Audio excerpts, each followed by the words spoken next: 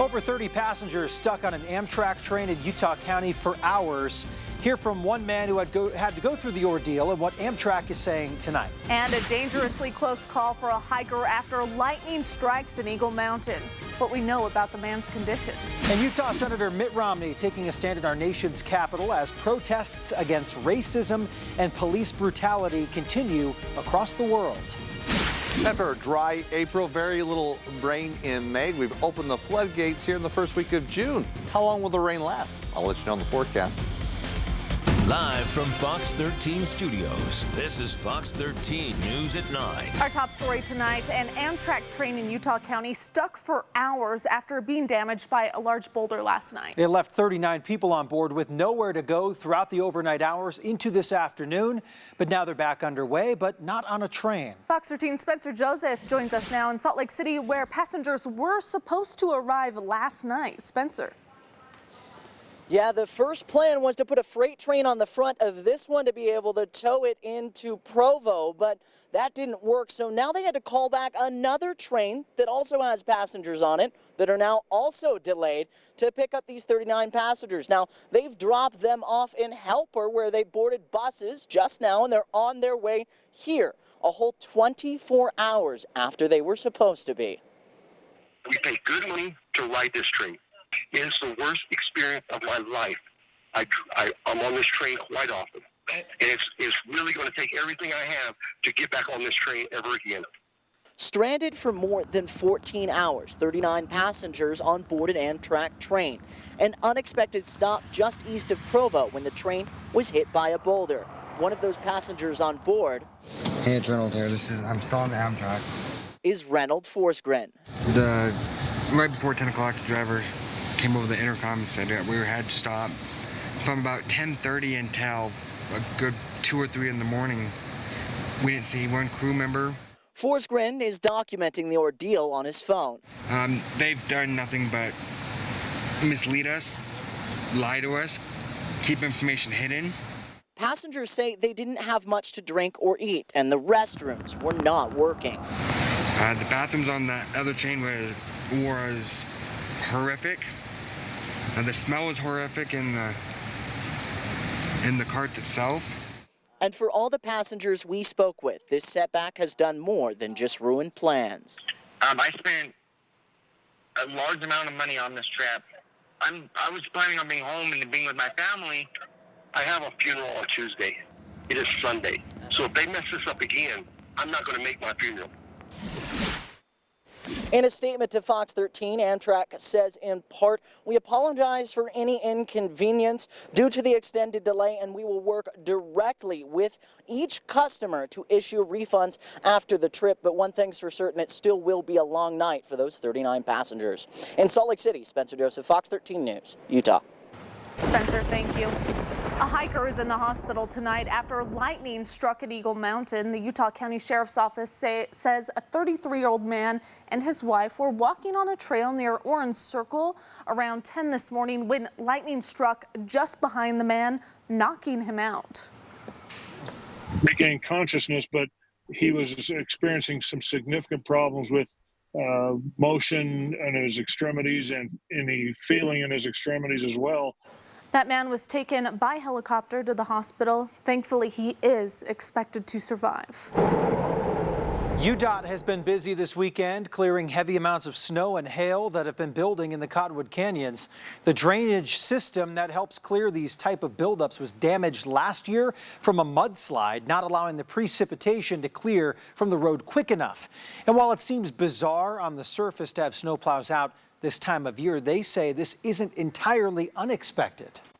We've had some pretty big rocks come down in Big Cottonwood Canyon, and we've had some pretty big rocks come down in Little Cottonwood Canyon. Just be safe, go slow, make sure you have the proper vehicle to drive up the canyon, because around 8,000 feet you'll start to encounter snow. We got about 2 inches of snow on the roadway, and some people were not prepared for that.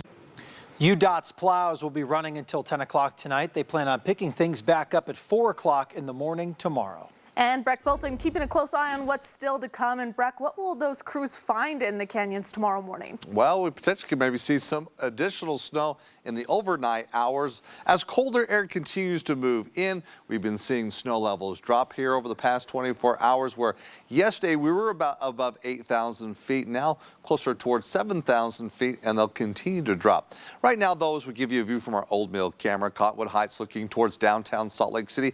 A lot of clouds still in place, pockets of rain, even a few isolated thunderstorms. So we're not done with the storm yet here, at least for northern Utah. As we take a look at the rain amount and the precipitation received across the state, as we first focus in on the mountains, 2.5 inches of precipitation. Now, some of this coming as snow up at Alta. How about Heber? Almost 2 inches there. Smithfield, just over 1.5 inches. Again, this is really looking from Friday until this afternoon, where, as you can see, across northern into northeastern Utah, significant precipitation, beneficial rain. We needed it. And as I mentioned, it continues on. As we turn towards southern Utah, a few light rain showers near Beaver, potentially moving up through Scipio. That's definitely a spot where we can maybe see some rain here for the next hour or two. Northeastern Utah, things are quieting down just a little bit. Wasatch Front, not much activity, except as you look in Weber and Davis County. We've been noticing some showers and some thunderstorms, producing lightning, some gusty winds, heavy rains. Ogden North, Ogden moving off towards the east. We still have a little thunderhead moving. It just looks like northeast of Layton. We'll be tracking up into areas such as Huntsville here over the next half hour or so. Look at these temperatures, though. We're already down into the 40s in Ogden, 30s in Evanston, 40s across central Utah. It's going to be a cool night as we specifically look at your hour-by-hour forecast for the Wasatch Front. Temperatures dropping down into the 40s, and we can see some rain showers, maybe a little snap, crackle, and pop in the overnight hours. How does your Monday look? Do we hold on to the rain? And how cold will temperatures drop? I'll let you know coming up. While the peaceful protests pause for today here in Utah, many are visiting new murals that are now in Salt Lake City. Right by where a mural of George Floyd's face was painted on 800 South near 300 West, there's now a growing memorial surrounding a new mural showing the face of 22-year-old Bernardo Palacios. He was the man shot and killed by Salt Lake City police officers on May 23rd. Officers were chasing after him after receiving a report of a man threatening someone else at gunpoint. Salt Lake City council members did release a statement earlier this weekend condemning the shooting and expressing sympathy for Bernardo's family. And tonight, another person is behind bars in connection to the burning of a Salt Lake City patrol car during last weekend's protests. Police have arrested 35-year-old Tamara Lynn Dixon, who you see here. Police say Dixon urinated on the car before it was burned. She faces felony riot and lewdness charges. Protests against police brutality took place just past the Utah-Nevada border earlier today. This is video sent to us from the protest just outside of West Wendover's City Hall. It was a small but vocal crowd. West Wendover Mayor Daniel Corona was in attendance as well. All indications show this protest, like the ones throughout Utah, have remained peaceful. Finding a way to end violence and brutality and to make sure that people understand that Black Lives Matter. Senator Mitt Romney speaking with reporters from the Washington Post today in a show of solidarity with the Black Lives Matter movement. Senator Romney was among hundreds of Christians to peacefully march in this protest, calling for police reform in the wake of George Floyd's death. The senator also telling our content partners at the Salt Lake Tribune that we need a voice against racism. We need to stand up and say that Black Lives Matter. We now have more than 12,000 people who have tested positive for COVID-19 in Utah. That's after 269 more cases were confirmed by state health officials today. 118 Utahns are currently hospitalized. The statewide death total remains unchanged at 121. Tonight, police in Roy are dispelling rumors on social media. The department posted that they heard through the grapevine that officers had been refused service at a local restaurant. While Roy City Police say none of their officers have reported refusal of service from any businesses in the city. Fire crews busy this morning putting out a large house fire in the avenues. Heavy smoke seen coming out of the second floor at this home near 238 North A Street. Crews quickly got the flames under control. No one injured. The cause is still under investigation. A Kaysville man awaiting trial for multiple sexual abuse charges has died after a suicide attempt. According to the Davis County Sheriff's Office, Jesse Paul Murph attempted suicide and was revived by staff before he was taken to Davis Hospital. Murph ended up falling into a coma before he died this weekend. He was arrested during a high-risk traffic stop in Heber City that was back on May 21st. Court documents allege Murph had repeatedly sexually abused a woman starting when she was 10 and into her adulthood. Scary moments at Jordanelle State Park this weekend. Wasatch County Search and Rescue paged out there yesterday to rescue 2 people who were thrown from their wave runners and into the water. Utah Highway Patrol troopers and Wasatch County Sheriff's deputies helped find the victims and get them to shore. Luckily, both people were wearing their life jackets and are safe and sound. Still to come, Washington, D.C.'s mayor doubling down on her actions towards Utah National Guardsmen this past week, why she's not changing her tune. Plus, how Senator Mitt Romney and Congressman Ben McAdams are working together to help Park City rebound from the pandemic. And some good news for a local indoor cycling studio impacted by last weekend's violent protest. Stay with us. Live from Fox 13 Studios, this is Fox 13 News at 9. Welcome back. There's a new app that could help you avoid or escape dangerous situations when it comes to online dating or shopping. It's called You're Safe. It has several features that let emergency contacts know when you're safe and when you're not. It also includes an SOS feature that lets you call 911 and alert emergency contacts discreetly. In an emergency, it will show me the nearest police station, fire station, hospital, and consulate. Once you activate the SOS, the video from your phone starts to stream to their phones. So as he mentioned, the video is stored on the phones of your emergency contacts and is not shared with outside companies. This app is free to download and is available in 6 languages. The mayor of Washington, D.C. sounding off to Fox News today about an incident with members of the Utah National Guard. 200 guardsmen have been moving throughout the capital and 2 other cities, cleaning up graffiti and helping keep the peace during protests. But late Thursday night, the guardsmen had to move hotels after Mayor Muriel Bowser in D.C. sent a letter to President Trump requesting military and federal law enforcement to be withdrawn.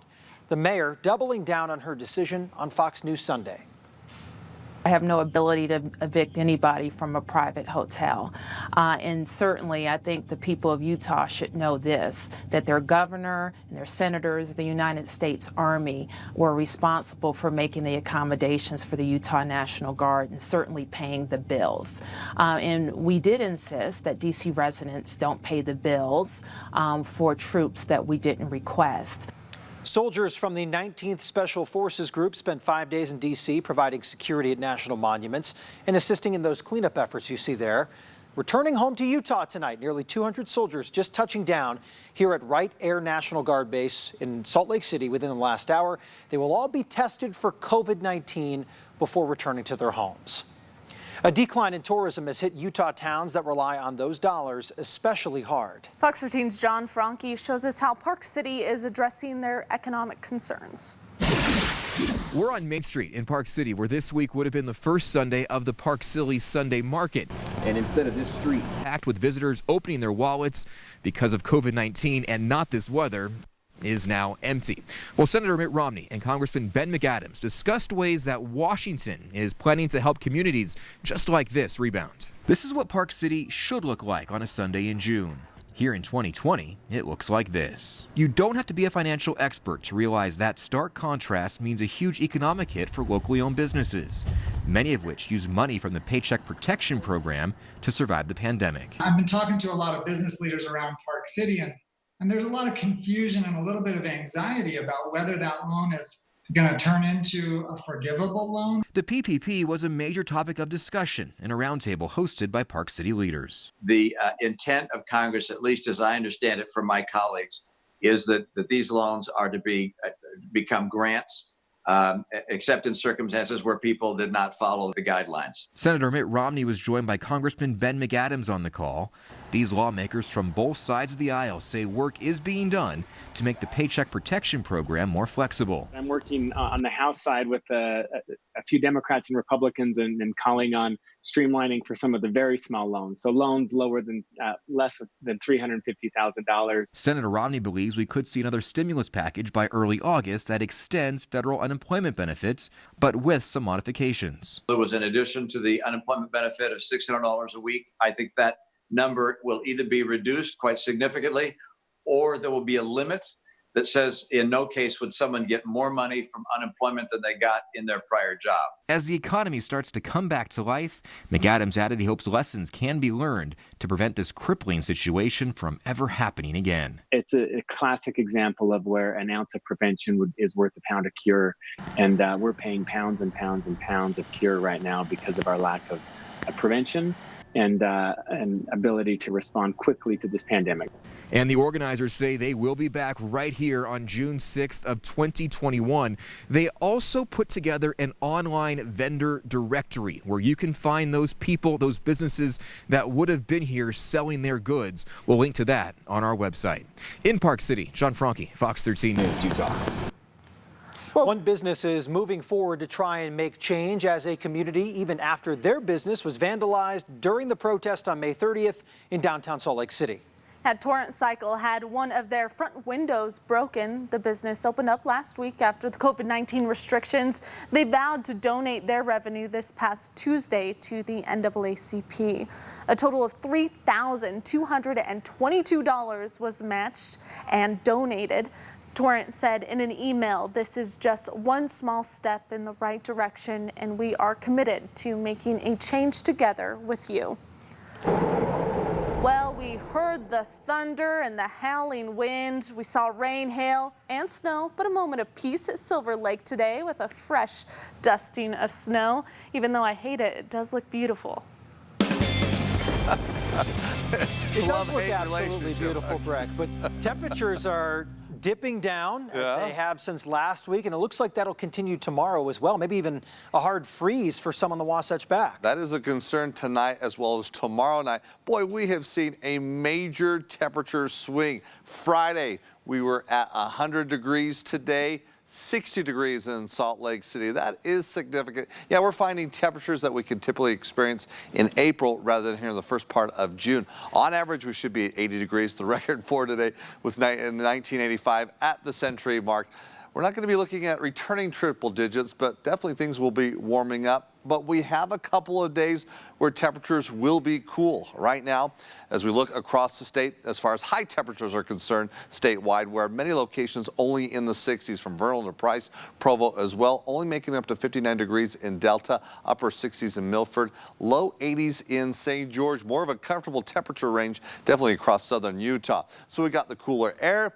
And of course, for most of the state, getting the rainfall now. Southern Utah, you kind of missed out on this storm. But looking in Salt Lake City, as we look for the month of June, right now, we're just over 0.6 of an inch. For the whole month of June, on average, we get about an inch. So definitely getting a head start where we needed that moisture, of course, coming off such a dry April and even a May. So whatever rain we can get, we need it. And it looks like we get the chance of continuing on with the possibility of some rain as we head into tomorrow. Right now, though, we're in the low 50s in Salt Lake City, 40s in Ogden, currently 50 degrees in Provo. Winds are fairly light.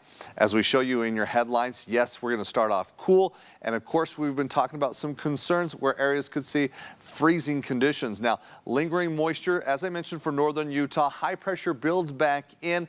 It's not until the middle of the week before we really start getting temperatures close to where they should be for this time of year. Now, watches and warnings. Still holding on to a red flag warning for tomorrow. Kanab over towards Lake Powell, Moab, Blanding, Green River. In that location, we'll see wind gusts in excess of 40 to 50 miles per hour once again as we look for your Monday. Now, hard freeze watch in effect as we look for the Ogden Valley over towards the Wasatch Mountain Valleys. Really, we're looking at the Wasatch back. In those locations, we could see temperatures below freezing. Again, not only tonight, but tomorrow as well. Covering that sensitive vegetation. Of course, we're concerned for your tomato plants. If you can cover it, do it here tonight. As we're bringing in that cold air, that's been bringing the unsettled weather. We hold on to some rain right now, particularly as we look in Weber and Davis County. Moving on, but we still have some lingering moisture, which could keep the possibility of rain showers going in the overnight hours. And not only tonight, but also for tomorrow. And we're going to see snow levels drop here in the overnight hours. Let's take a look at our computer models where the focus focus will be for central into northern Utah, southwest Wyoming, even as we look towards tomorrow, moving the clock. As you can see, blue over the mountain, western Uinta Mountains, the central mountains, even some thunderstorms developing over the Wasatch Front.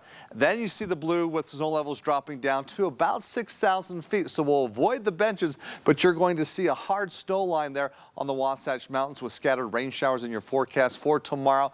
Then Tuesday we start drying out. It's cold tonight. It's 20s, it's 30s, it's 40s, and that chance of some precipitation across northern Utah, and then showers scattered for tomorrow. Less activity. It's still cold. We're in the 50s in Salt Lake City, and for St. George it's 70s, and then 80s, then 90s, back into the triple digits, but we'll keep it dry here for the next 7 days. Northern Utah, it's 50s, 60s, and 70s. Rain showers tomorrow. Then it's dry. It's sunny. Slight chance of some rain next Sunday, as we'll cool things off just a bit, but before that we'll get into the 90s, and it's a roller coaster ride with the temperatures where tomorrow we're in the 50s. And despite tomorrow's temperatures, summer is on its way, and that means eventually mosquitoes are going to start hatching. We're going to show you the efforts being made in Utah County to keep their population numbers down this year. This is Fox 13 News. The warm weather has been here and will return. This means mosquitoes are making an appearance whether we like it or not. Utah County Mosquito Abatement has started to spray and check fields for larvae. Fox 13's Haley Higgins shows us what the process is like and how you can help. It's the time of year many of us want to spend time outdoors camping, hiking, or fishing. Last week we trapped about 900 mosquitoes in all of our traps. This week we're about 1,200. Well, it's also the time when blood-sucking insects come out to join the party. As the warm weather increases and as lake level begins to recede a little bit or come up and go back down, mosquitoes are coming out. So traps are being sent. We use dry ice in the traps. It comes out as a gas into the environment. Mosquitoes are attracted to it. They fly into the bottom to where it is, and they're caught in a fan, which drives them down into the net. Danny Miller, director of Utah County Mosquito Abatement, says mosquitoes are more than just a nuisance. They carry deadly viruses like West Nile, malaria, and Zika. If we find West Nile in a particular species of mosquitoes in the particular area that we find it, then we're going to do all we can to eradicate the species in that mosquito in that particular area. What we're trying to do is detect the presence of the virus in the mosquito population before it gets to the human population. So they spray. If mosquito abatement didn't occur, you couldn't go out at night. Miller says it's important to wear repellent and cover up when going outside. And there's more you can do. Empty containers of water, don't have old swimming pools sit in their backyard, or cans or buckets or wheelbarrows. Anything that will hold water becomes a potential breeding site for mosquitoes. We're an abatement district, we're not an eradication district, and we never will be able to eradicate or remove them, but we can keep them in somewhat control. If you have mosquito concerns or problems you're experiencing and would like to request help, we have contact information at fox13now.com. Haley Higgins, Fox 13 News, Utah. Coming up in our next half hour, peaceful protests for police reform continue, but some officials are concerned about what that means for the coronavirus pandemic. We'll explain. Plus, hurricane season returning for some parts of the country. What officials are doing to stay ahead of the storm. Coming up. Live from Fox 13 Studios, this is Fox 13 News at 9. After months of lockdown, people across the world joining protests against racism this weekend. The continued protests, of course, motivated by the death of George Floyd, who died at the hands of police. But as Camilla Bernal explains, health experts are watching these protests and they're worried about a possible spike in COVID-19 cases. Protests around the country remained mostly peaceful over the weekend. This as friends and family prepare for George Floyd's final memorial in Houston. It's expected to draw large crowds, upset over Floyd's death while in police custody in Minneapolis. But it's the crowds that also worry health experts and politicians. We are concerned that those protests may have increased the spread of the virus. We're going to do 35,000 tests per day just in New York City. And it's not just in New York. The concern is nationwide. The Centers for Disease Control and Prevention on Sunday said it's closely looking at the demonstrations. We really want those individuals to highly consider being evaluated and get tested. And after days of protests, President Donald Trump tweeted Sunday that he ordered the National Guard to start the process of withdrawing from Washington, D.C. Members of his administration also calling for peace and unity. We can destroy ourselves internally. There's no question about that. A house divided against itself cannot stand. We, the American people, are not each other's enemies. We must be smart enough to recognize that and not allow ourselves to be manipulated into thinking that we hate each other and destroying ourselves. I'm Camila Bernal reporting. In California, a sheriff's deputy is dead. 2 other officers are hurt after a shooting. Officials in Santa Cruz County say they were ambushed with gunfire and multiple explosive devices while responding to reports of a suspicious-looking van. 38-year-old Sergeant Damon Gutzwiller was killed. Another deputy is in critical condition. The suspect was shot and taken into custody for murder a short time later after reports of a nearby carjacking. And in Virginia, demonstrators toppled over a Confederate statue in Richmond's Monroe Park. The 129-year-old statue of Confederate General William Carter Wickham, which stands near a crosswalk leading to Virginia Commonwealth University's main campus. Well, it was pulled from its base and vandalized with graffiti.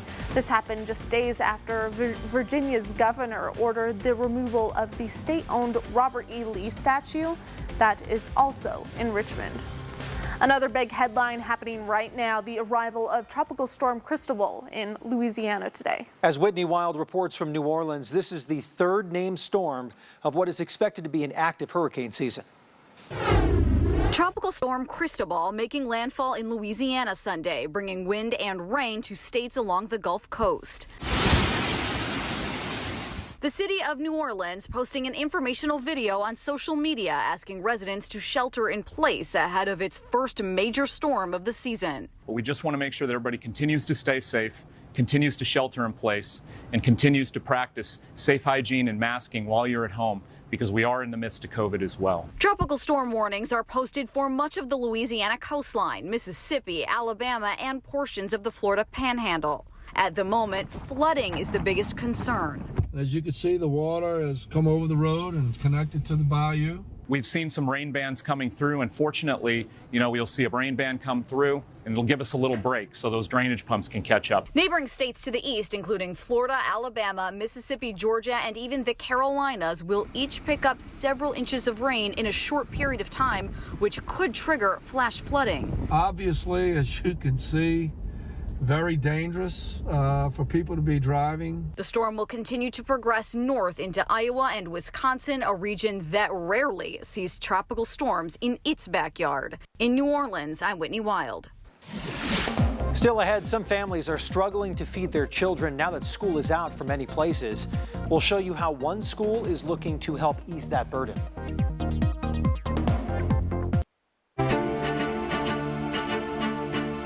Welcome back. Families here in Utah and across the country right now are struggling to make ends meet, and getting food to hungry children who would usually be in school right now is proving to be a challenge. But as Chris Conti shows us, one new idea is keeping kids fed while checking on their health as well.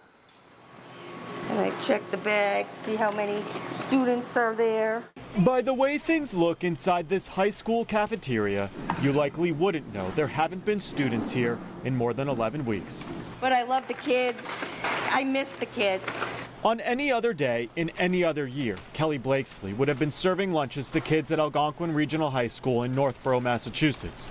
Instead, she's packing lunches to go. We have a chicken potato bowl today. I just hope it helps the families because everybody's going through so much. When school shut down because of the virus, this district decided addressing food insecurity should start at home. Organized chaos, yes, that's what it is. Mary Ellen Duggan is the wellness coordinator here. Her idea was simple: use school buses to deliver meals to families. eliminating at least one hurdle for kids who are hungry. People that need food before the pandemic, and now there's a greater need for that with people losing their jobs, so the need has grown. But riding around with Mary Ellen, you realize there's another layer to this program, one she hopes other districts across the country will want to emulate. How are you guys doing? Good. Mary Ellen is also a school nurse. Are you doing your schoolwork? Yeah, you guys been logging on? They've realized here this face-to-face contact with students who are out of school has become critical in catching kids who are falling through the cracks. Sometimes we'll get, emails from the school saying this person hasn't checked into class, they haven't logged on. When you deliver, can you check on them? There you go, bags. Be careful with the bag. How are you guys doing? Good? Nationwide, 29.7 million kids rely on free or reduced lunches. There are concerns the program could be broke by fall. This program alone has cost Mary Ellen's district an extra $100,000 in labor, but she says it's worth it. This is just one less burden on them. One less burden as families do their best to make ends meet right now. We know that the need's not going to go away. I'm Chris Conti reporting. For more information about how Utahns are rebounding, just click on the Rebound Utah tab. You'll find that at the top of the page on fox13now.com. Still to come, stress from both coronavirus and protests the past week and a half may be overwhelming for some. We're going to show you ways you can find professional help to cope mentally with what's happening right now.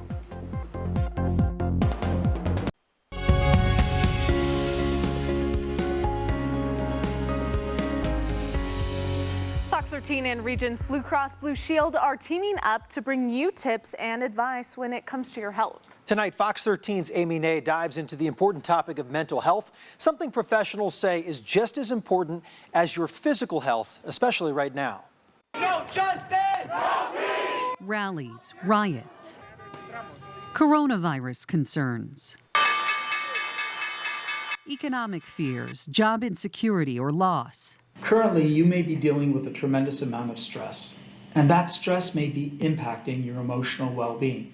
Your health at risk, but it's something you may not put at the forefront. It's important to prioritize your mental health equal to your physical health, so it may be time to think about getting professional help. Dr. Jim Polo, Behavioral Health Medical Director with Regions Blue Cross Blue Shield, says they're hoping to remove any stigma. Remember, getting professional help is not a sign of weakness. In fact, it's a sign of strength. It means you've identified a problem and that you're willing to get help to make it better. But then what? Getting professional help with a behavioral health provider is a little bit like dating. He says you have to find the right fit. Certainly you want to make sure that the person has the experience and skills to handle your particular problem, but you want to feel comfortable with this person. You want to feel like you can trust them with some of your personal details. Dr. Polo says there are many different types of behavioral health providers, like counselors or therapists. They will help you with how you're thinking and feeling about a situation, and also maybe sometimes with some of your behavior in relationship to that situation. Psychologists who may dig a little deeper. In addition to helping you with how you're feeling and thinking about the situation, they're probably going to think about helping you with how you're feeling about yourself. Also, psychiatrists are an option. The advantage of seeing a psychiatrist is they can prescribe medications. And Dr. Polo suggests seeking referrals from friends or trusted sources, talking to your primary care doctor, or reaching out to your health plan, who could advise you on providers in your area and if they are in your network. Remembering that one size doesn't fit all when it comes to your mental health. For Healthier Together, Amy Nay, Fox 13 News, Utah. Fox 13 would like to hear from you about your health questions or a story idea. Just email healthiertogether@fox13now.com. All right, Brett Bolton putting me in my place today because I made the mistake of pulling up the weather app on my iPhone. That is one mistake, but then the phone. The phone was very different. It Yeah. showed 60s on Thursday, and that is not for Salt Lake City. That's not what you're showing, Let's right? just put that to the test. Mark it. Thursday, you're saying 60s, at least your phone is. Right. Well, I'll show you what I'm thinking there. And pretty confident as we look at the forecast ahead, where we're going to be looking at a warming trend, but 60s in the forecast for Tuesdays. We start things off definitely on the cold side. Right now, as we look across the Wasatch Front, northern Utah, already down into the 40s in Ogden, low 40s in Morgan, mid 30s in Park City. We've been talking about the concerns over some of the Wasatch Mountain valleys where sub-freezing temperatures in effect here for tonight as well as tomorrow night, and being mindful, of course, any plants, vegetation that we need to cover. Currently, those who look across the state, it's colder as we've had a couple of cold fronts move through here over the weekend, bringing the rain showers, the gusty winds, the thunderstorms, things improving just a bit as we're going to be holding on, as mentioned, with that watch of the morning in place, hard freeze watch, as I show you for those locations, Ogden Valley, down through Park City, Camas, over towards Heber. And again, it's not only tonight, but tomorrow night as skies do clear out and temperatures plummet, where by tomorrow morning, again, we could find overnight lows dipping down into the upper 20s in those locations. Okay, we got the rain over the weekend. Good news, we needed it for the gardens and the lawns as well. Looking ahead, how many times should you water your lawn? I always like to show this on the weekend, getting you ready for the upcoming week. Well, improvements for sure. Still looking at options for watering your lawn twice through central, northeastern Utah, 3 times as we look across extreme southern Utah. We've changed things up, though, for the Wasatch Front, northern Utah. It's only once. The combination of all this rain and keeping temperatures low, not this blazing sunshine or this blazing heat in effect here, at least to start the work week off. Now, I also want to give you an update where severe weather outlook from the Severe Weather Prediction Center, where over the past couple of days, we've had increased threats of thunderstorm activity. For tomorrow, very minimal chance. We'll see scattered showers, maybe an isolated thunderstorm, but where we're not going to see, of course, these intense storms roaring through, where we've got the gusty winds, the hail, the lightning. That will not be the case tomorrow. So improvements, but again, we're holding on to the moisture across northern Utah, where in that region, some showers continue to track in overnight. We could keep the possibility, maybe some brief showers and maybe a snap, crackle, and pop in that you might get some lightning, some thunder as well. Not much activity right now, but again, with this colder air funneling in, it provides the instability even in the overnight hours where we could see that active weather. Not only are we going to see a possibility, maybe a brief thunderstorm tonight, less of a chance tomorrow, but we could see snow levels dropping down to about 6,000 feet, which means areas such as the Wasatch Back, you could maybe see a dusting of snow upwards of 1 inch here for tonight, where the precipitation, as we look ahead at our computer models, showing where the rain or snow falls as across northern and the central mountains for tonight into tomorrow, and then lingering on tomorrow afternoon. Once we get past tomorrow afternoon, then it's dry statewide. And as you can see across southern Utah, we're keeping it dry, not only as we start the work week off, but for the next 7 days. Here's your hour-by-hour forecast then for the Wasatch Front. Scattered showers overnight, waking up with some light rain as a possibility. And then as we head into the afternoon, we'll hang on to the clouds and maybe just a brief threat. So overnight, cold temperatures, as I said, Park City, Evanston, you're down into the 20s, 30s in central Utah. Tomorrow, it's only 50s, near 60 degrees in Cedar City, 74 in St. George, Dixie area.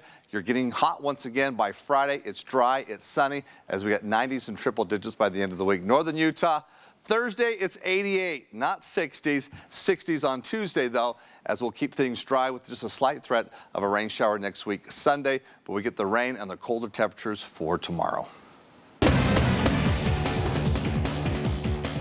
Well, Morgan, sports fans want a little less conversation and a lot more action right now, and they might actually get it with the NBA. Yeah, it's coming, Brian, definitely. The NBA still has details to hash out, but as of now, we do know enough to get fans excited again. July 31st is the day, with Disney World hosting that 8-game finish, not to mention the postseason format to follow. The question is, can the Jazz just pick up and be competitive again, especially with Bojan Bogdanovic out of the equation? We asked Craig Bolerjack about that, who said the answer might come down to the head coach. You've always known the Quinn Snyder way and his coaching staff is he prepares. And I don't think the Jazz will be unprepared for this run. In fact, I think they may have a leg up on a lot of teams just because of the way that Quinn and my 6 years with him have watched him prep guys. This is going to be a redo, but in a very short period of time. And I think, again, they all know plays. They know what Quinn wants. It's just a matter of getting back on the same page, but they're going to have to do it quickly. NASCAR's next 4 Sunday races seen right here on Fox 13, beginning with today's event in Atlanta. Martin Truex Jr. taking both stages 1 and 2, only to be overtaken by Kevin Harvick over the final third. Harvick taking the lead with about 53 laps left and coasting to that checkered flag, his 3rd career win at the Atlanta Motor Speedway, 2nd victory of the season. And it's a Sunday edition of Highlights from Home, beginning with a chip drop down the stairs. Cord Erickson, get yourself a caddy and hit the links now. Speaking of nice shots, Brody Noel got the measuring tape out. That's 43 feet right there with the dodgeball. While I cannot confirm the length by Sean Jones right here, but at least a half-court heave for sure. Oh! What? Yeah, Daxton Sorensen could very well go the long way to find the asphalt again, but why? When you can just hop right over. Yep, he clears the gravel, and finally, battling ice at Donut Falls when somebody does falls. I got that! Or fell. Sav Martinez with the tumble there. If you want to be on, email sports at fox13now.com. And coming up on the sports page, we have plenty more with Bowler and the Jazz, plus what's Mr. Triple-Double been up to. Kyle Collinsworth entering the grass-fed meat world, among other things, and Michaela Skinner keeping that dream of Olympic rings alive despite the recent setback. A loaded lineup, Brian. Yeah, I think everyone's excited. If you're a Jazz fan, you want to hear every next step of what's going to happen with that 8-game stretch and, of course, the postseason as well. Looking forward to Sports Page, Morgan. We'll be right back.